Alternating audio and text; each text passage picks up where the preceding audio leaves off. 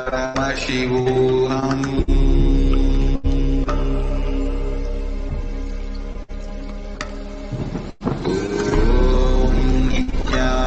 Nithyananda Paramashivoham.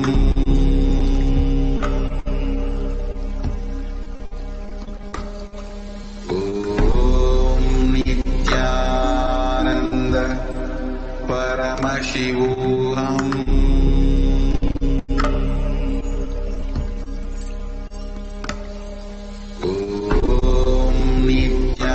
Nithyananda Paramashivoham.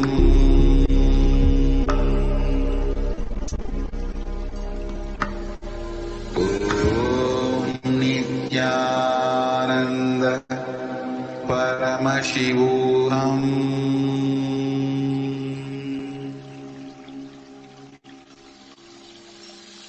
I bless you all. Let you all open all your three eyes.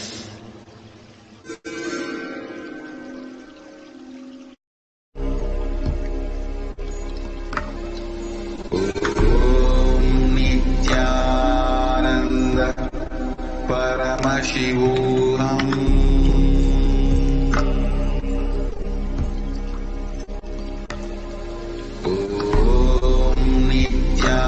Nithyananda Paramashivoham.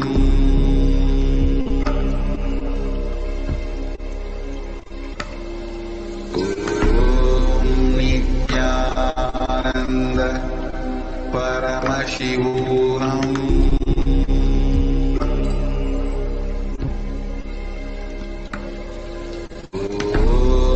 Nithyananda Paramashivoham.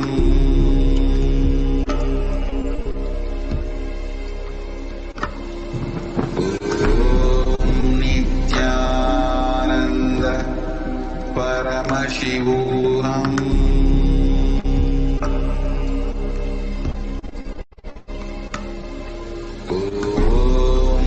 Nithyananda Paramashivoham.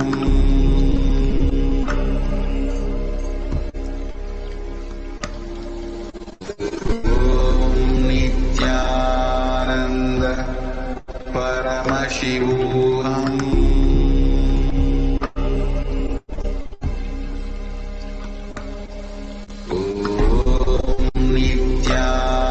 Nithyananda Paramashivoham.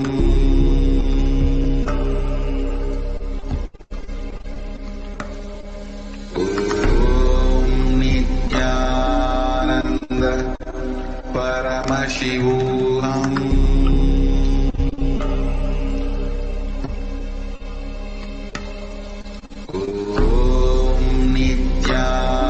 Nithyananda Paramashivoham.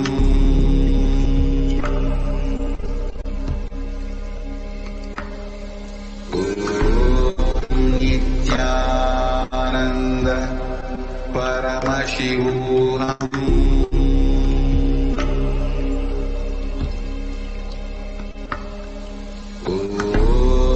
Nithyananda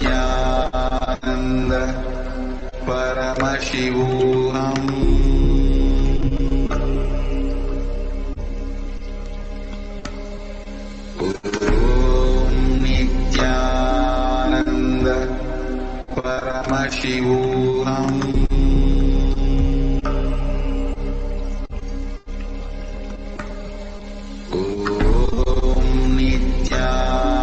Nithyananda Paramashivoham.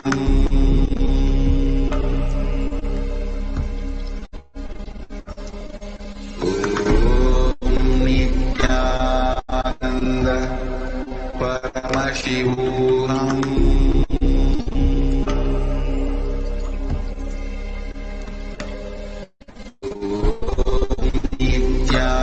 Nithyananda Paramashivoham.